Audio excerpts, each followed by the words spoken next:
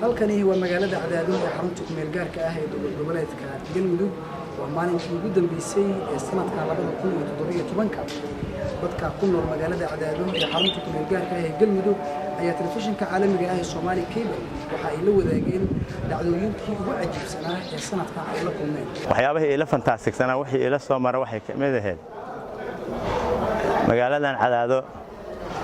dad badan ayaa xildhibaan loogu doortay ama Galmudug ha noqdeen ama ha ahaadeen dhinaca kale xildhibaanadii meeshan laga doortay iyo kuwii Soomaaliya laga doortay oo laaluushka qaadanayay oo dadkii laaluushka ka qaatay ayagii dib misna u riday waxyaabaha la fantaasignaa ahaayeen oo aan arkay 17ka oo la yaabay ninkii lacagta daraad qaatay oo u qaatay inuu doorto ee ninkii lacagta uu ka qaatay dib u dooro waayay ninka la doortay waxyaabaha ila fantaasignaa ahaayeen waxyaabaha ila dhibka badnaayo kale aan xusiisto waxa ka mid ahayd oon maqlay Baytul Maqdis qudus oo laga dhigay caasimadda Israa'iil horta ummadda Soomaaliyeed waxaan baraynayaa waxaan leeyahay sanad wanaagsan sanadka cusub bashbash ee barwaaqo inay ku gaaraan haddii Ilaahay yiraahdo qaabka badnaa waxa way ummadda Soomaaliyeed oo lagu leeyay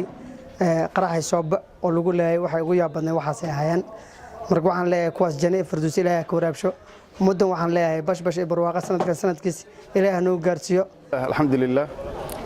su'aasha haddii aan ka jawaabo 2007 wixii ila cajiib ila 17ka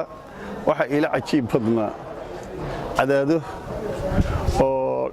Turkiga iyo Soomaaliya ay ku xididayaan inaan arkay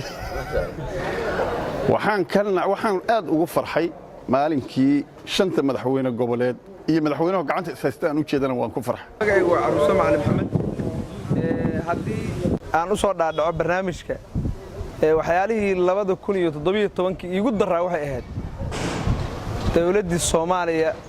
oo loo dhiibtay xilka oo dhiibtay muwaadin Soomaaliyeed haddana ku adkaysatay runtii shacabka Soomaaliyeed meel kasta oo joogaan qalbi dhagax waxay ku ahayd beerdilaac wayna malaysa waayeen runtii in la dhiibo muwaadin Soomaaliyeed oo ay dhiibto dawladda Soomaaliyeed waxaase nooga sii daraa markii ay dawladdu ku adkaysatay inay dhiibtay qalbi dhagax ومهد علينا يا تي في عالمي اسماعيل كيبل سيجار waxaan kugu mahad celinayaa xasan oo adiga hadda ka hadlo sanadkii 2017 waxyaabihii igu yaabka badnaa ama igu farxadda badnaa waxyaaba igu yaabka badnaa waxay tahay xagga hadlo dawladda Soomaaliya in siyaasi la yaqaano gurigiisa lagu weeraro loo geysto tacaddi xumayd ah qofku markuu siyaasiga yahay يعني isku aaminay ciidankiisa iyo dawladdiisa laakiin waxa la yaab ah ciidankii dawladda laftarkeeda in ay iyagoo la aaminay oo u siman yihiin siyaasi shacab iyo dawladda oo amniga si guud u ilaaliyo in laftarkooda la adeegsado oo siyaasiyiintii dabcan ay weeraraan waa qصة aad loola yaabay oo cajiib ah oo la yaabay dhacdadii ugu dambeysay shalad markay ka dhacday magaalada Muqdisho ee General Cabdi Xasan Cawaale Qoldiid لقلك حي بسم الله الرحمن الرحيم اللهم صل على سيدنا محمد أنا واحد يا بدناي وسنة كان ده فرحي تقول بقول غفر كل مرة والصومالي مصيبة صار يقول دخل سنة كان الصومال وواحد يقولون أحد أنت بدناي إنه ليش يجي الصومال وحكروا يا بدناي من الحوينين دور شد أنت الله بعد كانوا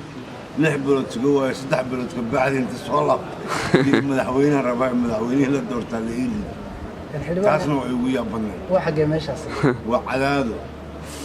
way ugu yaabka badnaaye kamid ah sanadkan 2017 ayaa dhanka siyaasadda waxyaabihii ugu cajiibsanaa ee ka dhacay deegaanada Galmudug waxaa kamid ahaa madaxweynihii hore ee Galmudug mudane Cabdikariim Xuseen Guuleed ayaa xilkii baneeyay iyadoo dib loo doortay madaxweyne cusub muddo ku siman 2 sanadood dhanka kale waxaa dhacay khilaaf aad u xooggan oo hareeyay laamaha ugu sareeya ee dowlad goboleedka Galmudug oo ina kamid ahaayeen dhanka gudoomiyaha baarlamaanka madaxweyne ku-xigeenka iyo sidoo kale madaxweynaha Galmudug Axmed Ducaale Xaaf dhowr bilood ka hor ayayna ahayd markii arrintaasi lagu gabagabeeyay shirka ka dhacay magaalada Muqdisho iyo sidoo kale dalka Djibouti